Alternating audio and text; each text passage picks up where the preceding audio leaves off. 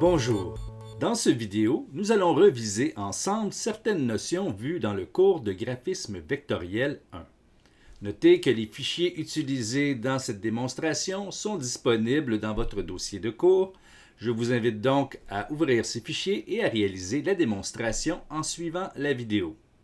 N'hésitez pas également à prendre des notes. Nous allons commencer par les outils de forme géométrique pour reproduire ce petit triangle. Il y en a plusieurs, rectangle, ellipse, polygone, étoile. Leur utilisation est fort simple. Vous sélectionnez l'outil correspondant à la forme voulue. Vous cliquez et glissez avec la souris sur le plan de travail. Aussitôt que vous relâchez le bouton de la souris, la forme est créée. Si vous voulez créer une forme à l'aide de paramètres précis, vous double-cliquez sur le plan de travail pour afficher les paramètres correspondant à l'outil sélectionné. Quelques raccourcis clavier. Pour tracer une forme à partir de son centre, vous enfoncez la touche Option ou Alt. Pour forcer la largeur et la hauteur à être identiques, par exemple pour tracer un cercle ou un carré, vous appuyez sur la touche majuscule. Pour déplacer une forme en cours de traçage, donc avant de relâcher le bouton de la souris, vous appuyez sur la barre d'espace. Pour les outils étoile ou polygone, vous pouvez changer le nombre de côtés ou de branches en utilisant les touches flèche vers le haut et flèche vers le bas de votre clavier. Avant de reproduire le triangle, je vais échantillonner la couleur à l'aide de l'outil pipette. Pour m'aider dans ma tâche, je vais afficher les repères en cliquant sur le calque repères. Voilà. Je vais ensuite choisir l'outil polygone. Je clique et je glisse. J'appuie sur la touche flèche vers le bas pour réduire le nombre de côtés. J'appuie sur la barre d'espace pour déplacer le modèle. Je relâche le bouton de la souris et voilà, la forme est créée.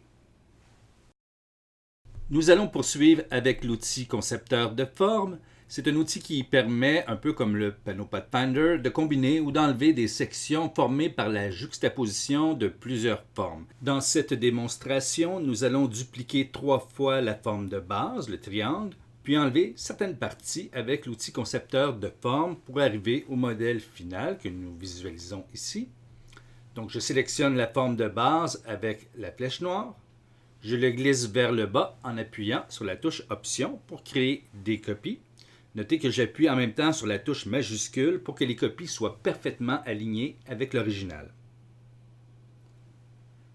Donc, chacune de ces sections peut être combinée ou effacée avec l'outil concepteur de forme. Pour les combiner, je n'ai qu'à cliquer et glisser. Commande Z. Si je veux plutôt enlever des sections, j'appuie sur la touche Option, puis je clique ou je clique et je glisse sur les sections que je veux enlever. L'outil miroir fait partie des outils de transformation d'Illustrator au même titre que des outils comme rotation, déformation, mise à l'échelle, etc. Cet outil permet de créer une symétrie horizontale, verticale ou selon un angle. Nous verrons qu'il est également possible de créer une transformation selon un axe. La manière la plus simple de procéder est de sélectionner d'abord la forme que l'on veut transformer, puis ensuite de double-cliquer sur l'outil. Une fenêtre avec les paramètres de l'outil s'affiche. On peut voir que je peux créer une symétrie horizontale, verticale, ce qui n'a aucun effet sur ce modèle puisqu'il est symétrique, ou selon un angle.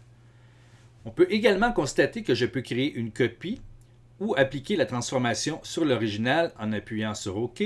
Je vais plutôt cliquer sur Annuler. En effet, dans le cas qui nous occupe, la meilleure stratégie n'est pas de procéder de la sorte, mais de créer une transformation selon un axe. Dans ce cas-ci, le repère à la base de la forme. Je veux créer une copie inversée de l'autre côté de ce repère. Donc, notez la procédure, c'est quelque chose que vous aurez besoin d'utiliser souvent dans les exercices que vous allez réaliser dans ce cours.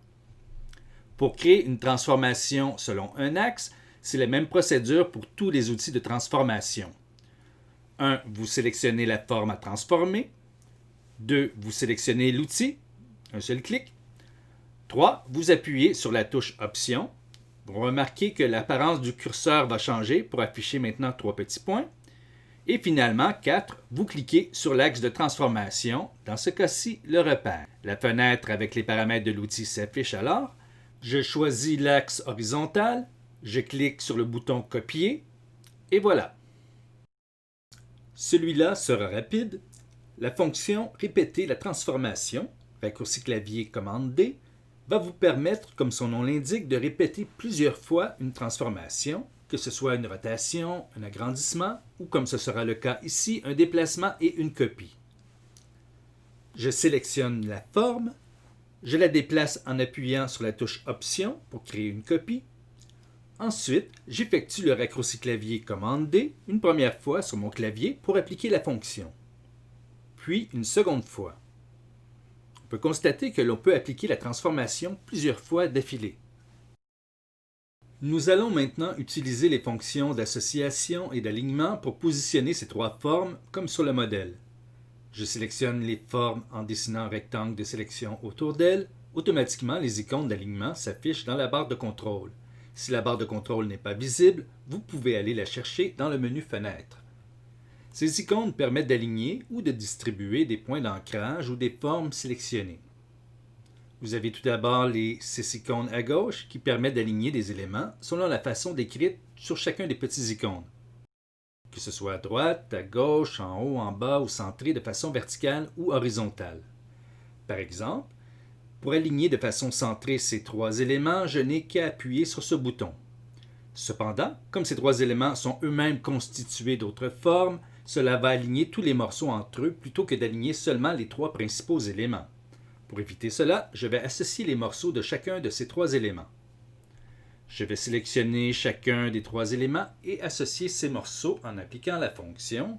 Donc je vais dans le menu Objet, choisir la fonction Associer. Le raccourci clavier, c'est commande G.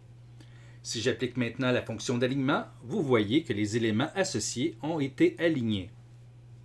Les 6 autres icônes permettent de distribuer des éléments sélectionnés pour qu'ils soient à la même distance les uns des autres. Par exemple, si je clique sur ce bouton pour appliquer une distribution centrée verticale, ces trois éléments sont maintenant à la même distance les uns des autres. Sachez cependant que cette distribution s'effectue indépendamment de la taille des objets, donc il n'y aura pas nécessairement le même espace entre chacun des éléments comme c'est le cas ici. Je vais dupliquer un des éléments pour que vous puissiez visualiser la chose. Voilà, j'applique maintenant la répartition verticale. Vous voyez qu'il n'y a maintenant plus le même espace entre chacun des éléments. Par contre, il y a la même distance entre les centres de chacun des éléments. Si jamais vous voulez qu'il y ait toujours la même distance entre différents éléments, peu importe leur taille, par exemple pour des logos de commanditaires au bas d'une affiche, vous devez utiliser une autre fonction qui n'est pas présente dans la barre de contrôle, mais qui est présente dans le panneau Alignement que je vais maintenant aller chercher. Je vais dans le menu Fenêtre, Alignement. Vous voyez dans ce panneau les mêmes fonctions que nous avons vues précédemment dans la barre de contrôle. Il y a cependant 2 boutons supplémentaires qui permettent d'appliquer le même espace entre différents éléments sélectionnés, que ce soit de façon horizontale ou verticale. Ici, nous avons les 3 éléments de la démonstration précédente. Chacun des 3 éléments est composé de 4 formes qui ont été groupées avec la fonction associée.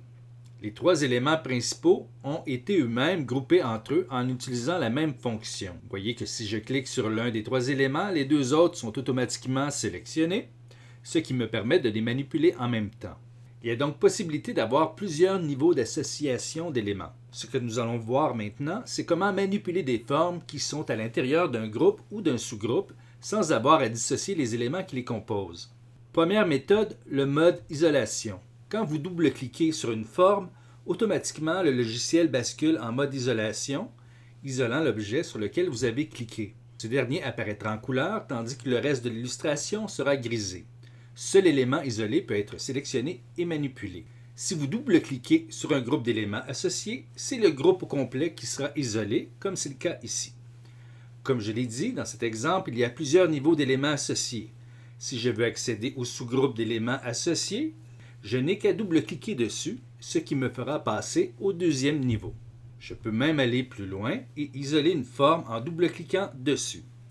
Pour sortir du mode isolation, je n'ai qu'à double-cliquer sur le plan de travail. Vous pouvez désactiver le double-clic pour passer en mode isolation en décochant ce bouton dans les préférences. Vous pouvez également isoler une sélection en cliquant sur ce bouton dans la barre de contrôle. Notez que l'outil Sélection directe progressive, la flèche blanche avec un plus, permet de sélectionner des objets et des groupes à l'intérieur de groupes.